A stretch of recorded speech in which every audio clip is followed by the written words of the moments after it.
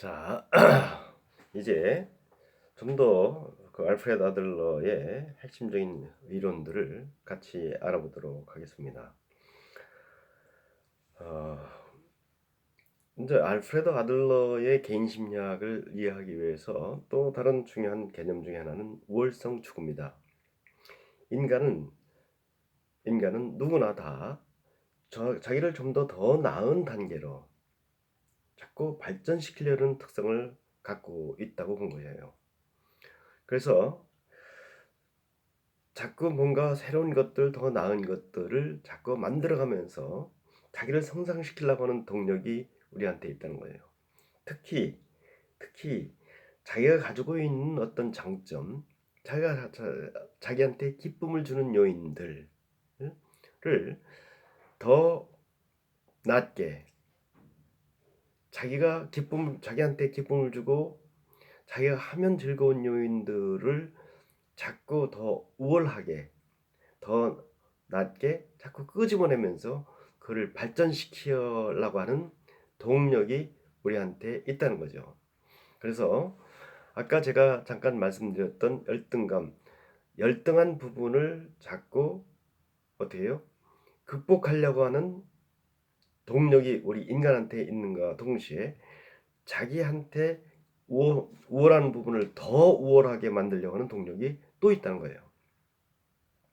그래서 그걸 통해서 더 나은 삶, 더 발전된 삶을 만들어가고자 하는 동력이 인간한테 항상 작동하고 있다는 걸 본 거죠.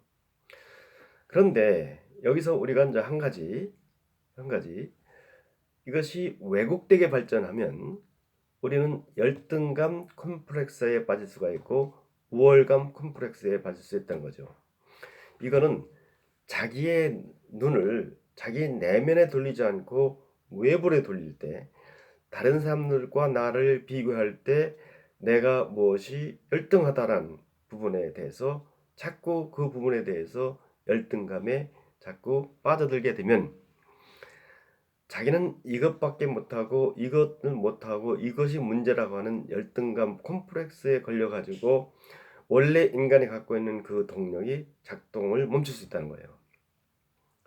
그래서 우리가 자기의 열등한 부분을 다른 사람들과 비교할 때 이거는 열등감 컴플렉스에 빠질 수가 있고, 또 우월감 컴플렉스 같은 경우도 자기의 우월한 부분을 남들과 비교해서 볼 때 자기가 우월감 컴플렉스에 빠져서 나는 남들보다 더 낫고 남들보다 더 잘하고 이렇기 때문에 상대방을 무시하고 상대방을 인정하지 않으면서 어떤 사회적 병리 현상의 가능성이 있다는 거죠. 인간은 어떤 존재냐면 자기 내면에 확실한 어떤 내적인 요인에 의한 것보다는 자기도 모르는 어떤 이상향, 자기가 어떤 성취하고 가고 싶은 어떤 최종 목적이 있다는 거예요. 이거는 실제하지 않기 때문에 허구적으로, 다시 말해서 자기가 그냥 주관적으로 나는 이런 사람, 이런 삶, 이거를 성취하면서 내 인생을 살아가고 싶다고 하는 내면의 궁극적 바람이, 궁극적 얼티메이트 디자이어가 우리한테 작동한다는 거예요. 그래서 그 동력이 뭐가 되냐면 자기의 소명이 되고, 그 동력이 자기가 인생을 살아가는 궁극적인 목적이 된다는 거예요. 그래서 인간은 내면에 있는 자기 나름대로 갖고 있는 어떤 최종 목적, 대개 이거는 가장 어렸을 때 어떤 자기 내면에 그 자기도 모르게 스스로 자꾸 떠오르는, 난 이걸 하고 싶고 난 이런 사람이 되고 싶고 난 이거를 할 때 의미를 느낀다라고 스스로 자꾸 하는 그런 최종 목적이 있고, 그 다음에는 자기의 열등한 부분을 자꾸 보완하면서 나가려고 하는 그런 열등감이 주는 동력, 자기한테 잘할 수 있고 자기가 하면 기쁨을 주고 자기한테 할 때 정말로 신나게 하는 우월성이 주는 동력이 같이 서로 함께 영향을 미치면서 같이 동시에 동력이 돼서 자기 내면에 있는 자기가 되고 싶은 인간, 자기가 정말로 이런 삶을 살아보고 싶다고 하는 어떤 최종 목적으로 가도록 되어 있는 것이 인간이라고 봤습니다. 그런데 여기서 알프레드 아들러가 또 하나 꺼낸 개념이 뭐냐면 또 하나 꺼낸 개념이 뭐냐면 공동체 감각이라는 거예요. 이 공동체 감각은 어디서 나오냐면 사회적 관심에서 나온다는 거예요.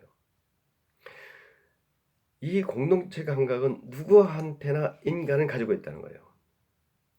일단 동물들은 그런 것이 없지만 인간은 이 내면에 누구나 이 공동체 감각이 있어서 공동체 감각이 있어서 내가 아닌 전체로 살아가면서 서로 조화로운 삶, 나한테도 이익이 되고 상대방한테도 이익이 되는 삶을 살아갈 수 있다는 거죠. 근데 이 공동체 감각이 발달되지 않으면, 다시 말해서 사회적 관심이 발달되지 않으면 자기 우월성 추구와 자기 열등감을 극복하려고 하는 어떤 자기중심적 삶으로 이게 발전되기 때문에 이거는 사회적으로 상당히 어떤 친사회적이 아니라 반사회적인 행동으로 나올 수 있는 가능성이 높다고 본 거죠. 그래서 우리한테 이런 사회적 관심을 토대로 하는 공동체 감각을 자꾸 깨어낼 때 우리의 삶은 좀 더 친사회적이 되고 많은 사람들한테 도움을 줄 수 있는 삶으로 발전 가능하다고 본 거죠. 그래서 이런 사회적 관심을 불러일으킬 수 있는 한 가지 방법으로서 프로이더가 이 알프레드 아들러가 제시하는 것은 나를 잡고 어디에 전체에다가 나를 한번 잡고 두어보라는 거예요. 자, 이 얘기는 무엇이냐면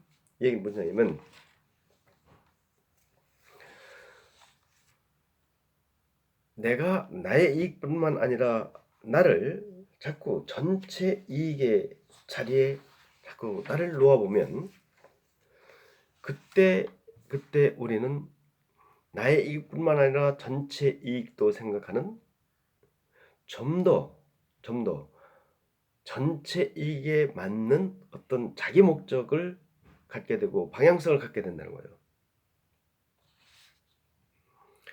그래서 내 자리가 아니라 전체적인 감각으로 세상을 바라볼 때 우리는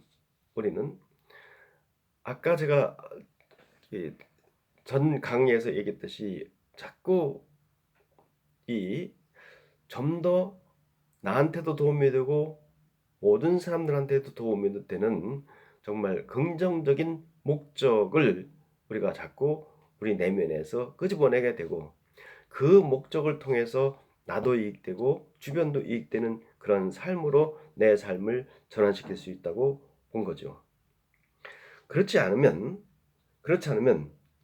우리가 바른 목적을 만들어내지 못해서 이 사회에 어떤 바른 활동, 바른 삶을 살기가 힘든다는 거예요.